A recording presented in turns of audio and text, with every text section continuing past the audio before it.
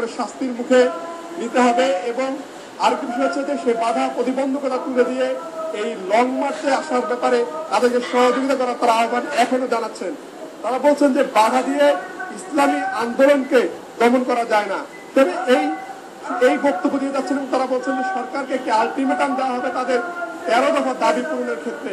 এই দাবিটি করছে লং মার্চে আসা এই লাখো জনসমুদ্র। তাদের দাবি কিন্তু হচ্ছে সরকারকে একটি কঠোর আলটিমেটাম দেওয়া হবে তাদের এই 13 দফা দাবি আদায়ে।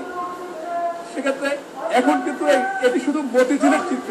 তারা বলছেন রাজধানীর বাইরে দেশের বিভিন্ন জায়গায় তাদের এই লং মার্চ কিন্তু অব্যাহত আছে এবং সেটি চলবে। তারা বলছেন যে দাবি না হওয়া পর্যন্ত এটি চলবে। এছাড়া আরেকটি জিনিস আমি বলে রাখি যে বেলা যত বাড়ছে এই জনসমুদ্র কিন্তু দীর্ঘ থেকে দীর্ঘতর হচ্ছে। আপনারা জানেন যে ডিএমপি যে সীমানা নির্ধারণ করে দিয়েছিল সেটি কিন্তু সকাল বেলা 10টার পরই পরিপূর্ণ হয়ে গেছে।